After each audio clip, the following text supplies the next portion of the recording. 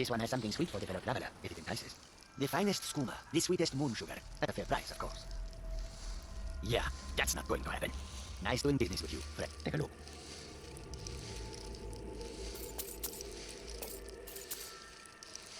All right then.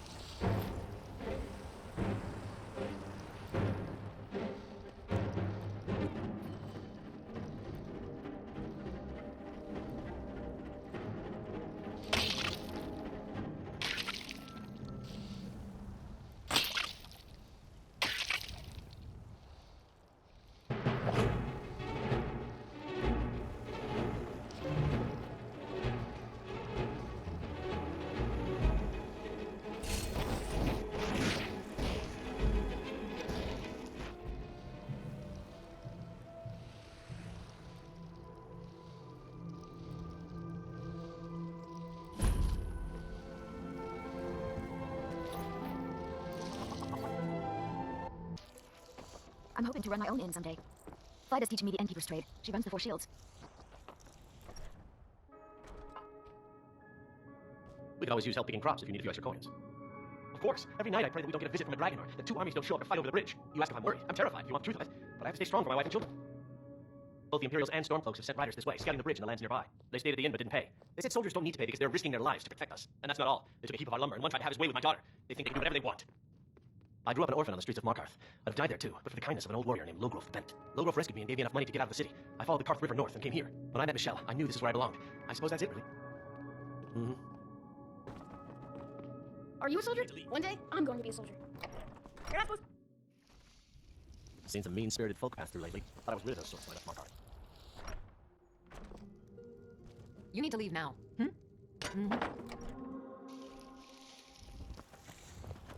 I'm hoping to run my own inn someday. What do you need? Come on in. Let me know if you need anything, or take a seat by the fire and I'll send someone over. Respect the law, and you'll have no trouble in dragging. You there. Heed my request. It'll only take a moment of your time. For what I asked plain. If you're bored, for your own sake, do not sing, for your voice cannot compare to mine. You say that because you have yet to hear me sing. Once you do, my voice will echo in your mind to the distraction of all other thoughts. That's right. Although I wasn't always a handsome bard, I used to be a handsome adventurer, and before that I was just handsome. Unfortunately, my adventuring days came to an end after I nearly lost my life in a scuffle with a group of bandits known as the Silver Hand. After that, I figured it wasn't worth it. Sure, I was a damn good fighter. The best, but I was damn near good at everything else too. I owed it to this world to keep me alive. I can't even begin to imagine what sort of Daedric nightmare Skyrim would be if I didn't exist. Until next time. Mind you don't cross Cassius. He's in charge around here. The Legion's always looking for strong, capable warriors. If you think you've got what it takes, our headquarters is in Solitude. Until next time. Something on your mind? You, tell me, do you think I'm attractive? And an answer like that is as good as saying no. Except that can't possibly be right, because I'm a ravishing beauty, and we both know it. Only if you did know it, you would have answered yes right away. Which must mean you're jealous, and don't want to admit you wish you were me. Which reminds me of a certain high elf I hate so much. Alduin is my arch enemy, my nemesis in love. Nellos is always talking to her, confiding in her, when he should be doing those things with me. It makes no sense why he prefers her company. Unlike that sunset I saw, I'm a fellow Dunmer. Not to mention I'm cuter, funnier, and by far the more talented mage. And the worst part is they just met. How could he value the counsel of that drunk over his companion of 5 years? You don't know that. You haven't seen the way he looks at me, the way all males look at me. It's the kind of look that makes you nervous and excited, in control and yet completely powerless. I'd recognize it anywhere, especially on him. About time.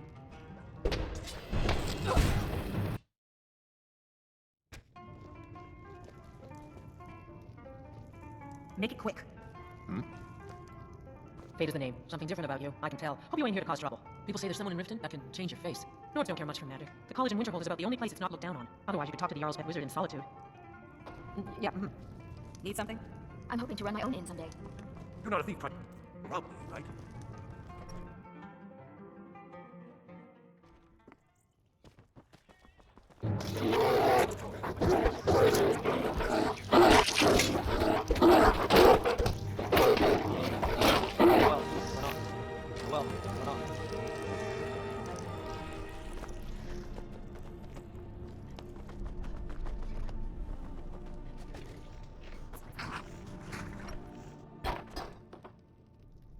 Citizen, tell me, traveler, do you have any regrets?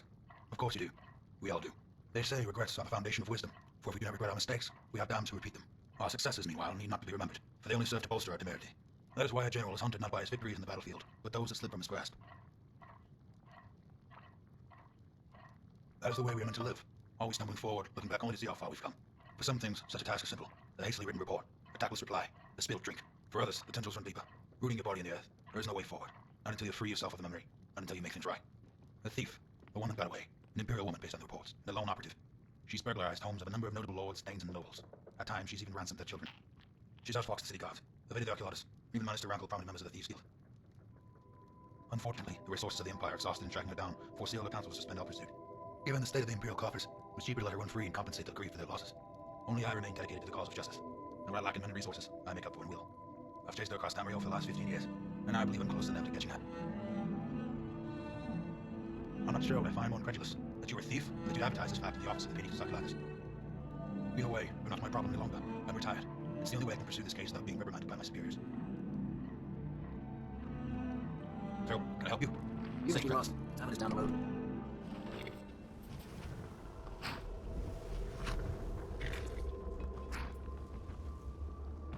Oh, did you need something? What can I do for you?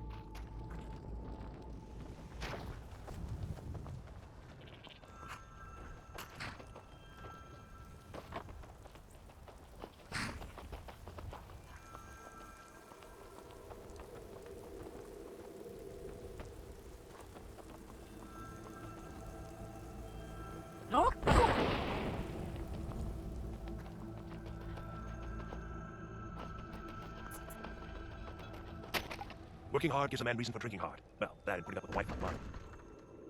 Her name's Olga. If you've met her, then you probably already know what I'm talking about. I swear that woman is the most spiteful shrew in all of Skyrim.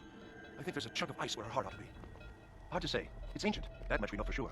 It was here long before the town itself. I just hope the bridge survives the war. It's the only place you can cross the Karth River for a long way in either direction. Could be if one side wants to keep the other from coming across. They might try to knock it down. Damn right it has. The man's never been so high. At least not since I built the new mill. Uh-huh. Yes?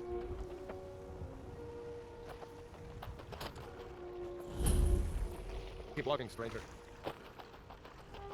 If you're looking for a room, you want 4 shields. Have you met my husband? Well, don't bother. He's a drunkard. He promised me, swore on his ancestors that he'd give up the mead. And what do I find out? He's been stashing drink in a cave nearby. He even has some wolves guarding it. And I swear, I should just cut out his tongue. That would be the end of it. If you want to try, but I'll keep my dagger sharpened just in case. You can help yourself to any drink you find, but bring me the bottle of Dragon's Breath mead. It's his favorite, so I know he has one there. No! I openly welcome the presence of armed strangers who have no reason to care about any of us. Of course it bothers me. I'm sure it's only a matter of time till they seize our mill in the name of their war effort. Next thing you know, there'll be more guards, and then we'll lose our homes as well. This is just a secret. Mark my words. My husband owns it, barely. He'll lose it soon enough. He's behind on his loan payments, but he drinks all his money away just the same. Now we're deep in debt, penniless, and about to lose our sole source of income. All right then.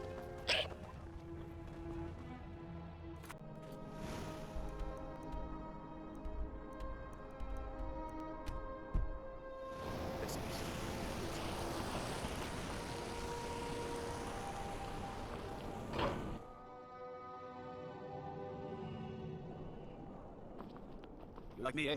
Don't fancy those clunky two-handed weapons.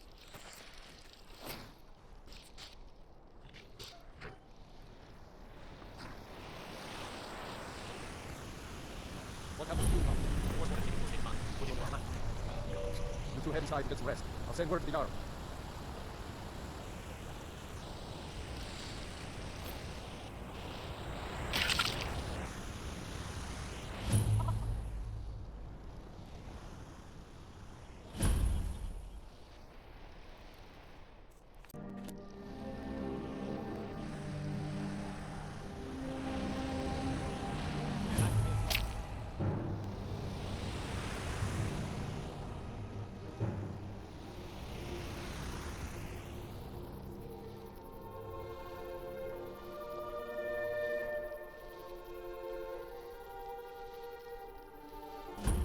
Sellsword out my mind.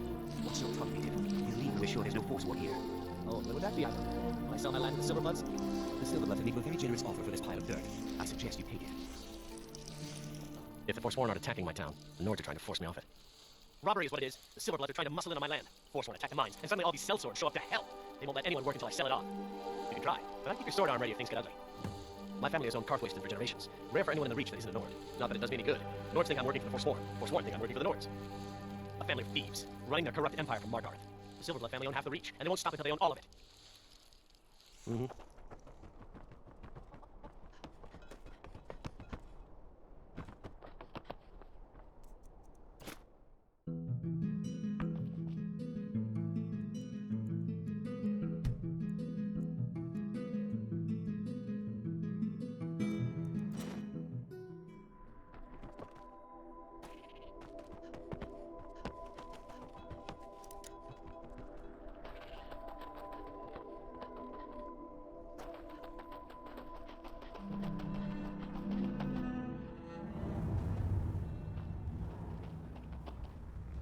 We are in control of this mine. No sudden moves. We are in control of this mine. No sudden moves. We are in control of this mine. No sudden The mine is closed. Get lost. I'm not from here. I'm a sellsword. These are my men. Forsworn attacked a while back. Jarl had no men to spare, so the Silverbloods generously offered to send us to clean things up. We just want that old native to hand over his land in payment for our services. Then we'll leave, and everyone can get back to work. Right. You haven't heard of the Silverblood family? They're the most important people in the Reach. They practically own the city of Markarth, and we're here on their coin. Helping out Ina Thatch, huh? Give me a reason not to plunge a dagger in your chest. Let's see them make us. Whoa, wait a second. I was just kidding. We'll leave. We'll leave. Mm-hmm. We are in control of this mine. No sudden moves. We are in control of this mine. No sudden moves.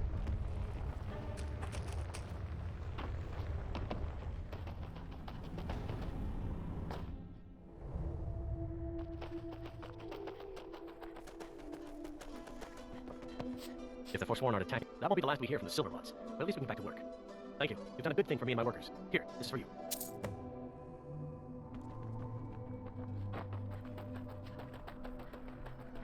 I'm Ina Thatch's right-hand man. I helped. Good to see you again. For your help, may your weapons be sharp and your prey fresh. The most well-known stronghold is Dushnik Yal. Here, I'll mark it down for you.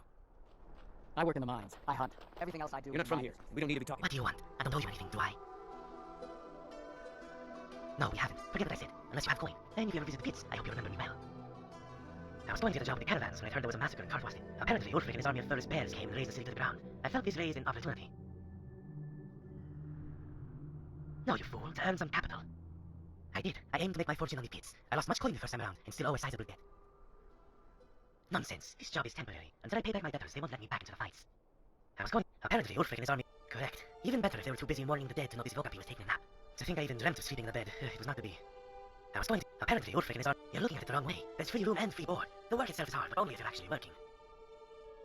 I shudder at the thought of someone enjoying such tedious work. They'll take a pickaxe and chip rock for 8 straight hours. Compared to that, even smelting is like taking a bath in liquid moon sugar. It also doesn't help that I despise my co-workers. Another selfish one. I question Ayathak why his family gets such a large house while the rest of us are wedged into a food barrel. He said such demands were too insensitive given Enron's daughter was kidnapped. Seems to me that just opened up more space. Ragnar, just hearing his name bores me. The orc is all but spread her legs for him. He will rather mine silver. Then again, I'm not sure I blame you. The mines are far less dusty. Welcome back. A coward, a pessimist, a whiner, and a forsworn apologist. He's my favorite. Lass, she's the worst of them all. At least the men take breaks. That Swordtooth must have been a slaver in her past life the way she flogs me with her tongue. Badly. The worst part comes when the work is done. I'd hoped that with all the dead Nord it would mean bed's despair, but it's quite the opposite. Even though she's a miner like me, I'm the one forced to sleep on the ground. Most nights, I don't sleep, I just pray. I pray a dragon will swoop down and eat the orc bitch. What else would I pray for? Fine. Wolves, mostly. Sometimes bears. You hear of pit fights where they fight trolls and atronachs, but this is likely made up by skooma fiends. What do you want? Oh yes, the appetite for such sport is quite, how to say, voracious. I myself not like it because it's so unpredictable, although sometimes there's an advantage to be gained by reading the people and not the animals.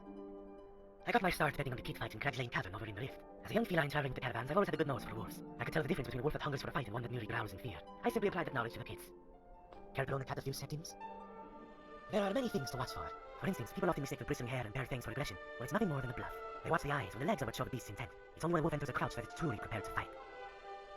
Why? Are there fools who actually pity these wretched beasts? Look, I'm not saying what happens in the pit isn't squeamish. You see a wolf tear into another's throat and it's hard sometimes to keep him much. But in the end, there's a difference between hurt and pain. To an ignorant observer, the fighting pits are ruthless, cruel. They will see things that make them want to claw their eyes out and donate pieces to anatomies. This is because they think the wolf feels. It was explained to me when I was young, learning to hunt, that to feel pain is a different thing from being hurt. Simple. You touch a stone, your hand leans back, but it's only when your mind registers what happened that you feel pain. This is what separates us from the animals. It's why I have more in common with a Nord than a saber cat, even if we both purr. When the animals fight, they will get hurt and they will die. They won't feel pain. They aren't capable of understanding it. Simple. When I first began batting in the pits, I fell victim to 3 traps. The first trap is the poison of winning, more addictive than any skooma. And when you're lucky, it comes so easy you don't value the money. So you spend it. Only when your luck runs dry, there's no coin left to cover your debts. So you start to borrow money so you can win it all back. This is the second trap. But Nocturnal has already cursed you. Desperate, you start increasing your bets. Soon you're gambling with numbers you can no longer count. This is the third and final trap. Once you raise the stakes, you can never go back, because it's no longer about the coin. I probably won 10 times as many bets as I lost, but in the end I still lost it all. Be gone.